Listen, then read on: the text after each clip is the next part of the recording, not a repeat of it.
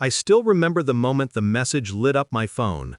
"You're dead to us. Don't ever crawl back here again." My mother's words. Cold, surgical. Sent at 2:14 a.m., like she wanted the darkness to help her land the blow. I stared at the screen, felt my pulse slow instead of spike. Because I knew something she didn't. She had just slit her own throat. And all because I refused to fund my sister's latest fantasy, an $85,000 business program she couldn't even explain without stuttering. Funny. After everything I'd carried for them, they thought this was the moment I'd break. They thought wrong. Backstory setup. There was a time I believed family meant safety, responsibility, loyalty.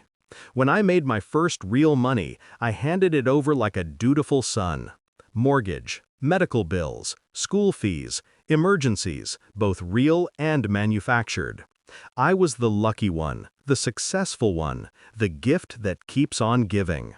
Their words, not mine. Back then, I took pride in providing. I mistook dependence for love. I mistook obligation for connection. My sister used to hug me and whisper, "I don't know what we'd do without you." Turns out, that wasn't gratitude. That was strategy. Discovery of betrayal. It started small, odd comments, inconsistencies, a tension in their voices whenever I talked about slowing down or setting boundaries. Then one night, I overheard my mother on the phone. I told her we'll get him to pay for it. Don't worry, he always caves. He always caves. I remember standing in the dark hallway, stunned, but not surprised. The pieces clicked into place. Their love, their concern, every compliment, every guilt trip, every emergency. A system, a machine, and I was the fuel. The final confirmation came 2 weeks later. A message meant for someone else. My sister again.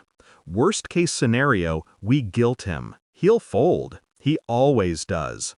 Always. They didn't know it yet, but they had just handed me the blueprint to their extinction. Shift in mindset.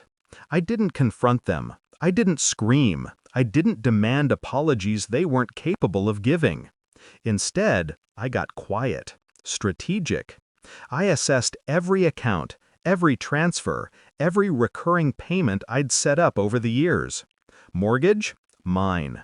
Insurance? Mine. Their car? Mine. The retirement accounts I created for them? Also mine. They weren't just leaning on me. Their entire lives were built on foundations I paid for, and I knew exactly what to do with that knowledge.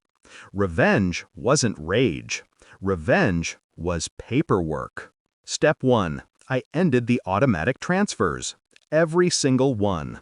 Step 2. I called the bank and froze every account they depended on. The ones in my name that they conveniently forgot were in my name. Step 3. I contacted the insurance agent, removed them as beneficiaries, reassigned ownership. Step 4. I called the dealership. The car was mine, and the payments were in default now that I'd stopped autopay.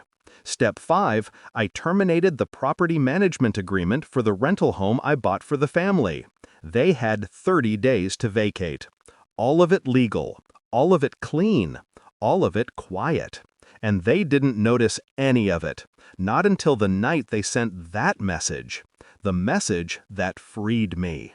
Climax, the confrontation. It took them 3 days to break. First came the call from my sister, panicked, high-pitched, desperate. I think something's wrong with the bank. Can you check?" I told her I'd look into it. I didn't. Next came my mother's voicemail, shaky, furious. "We can't access anything. Did you change something?" I listened, smiled, deleted it. Then came the family meeting they demanded. I showed up, calm, composed, detached. My mother's voice cracked. "We need your help. Everything's falling apart." My sister added, "Please, just fix it. You know we're struggling." And I finally said it. "You told me I was dead to you, So consider this my funeral. Silence, thick, stunned. I leaned back, let the truth settle in their bones. You didn't lose my support, I said. You lost access to me. My sister's face collapsed. My mother's eyes filled with a fear I'd never seen.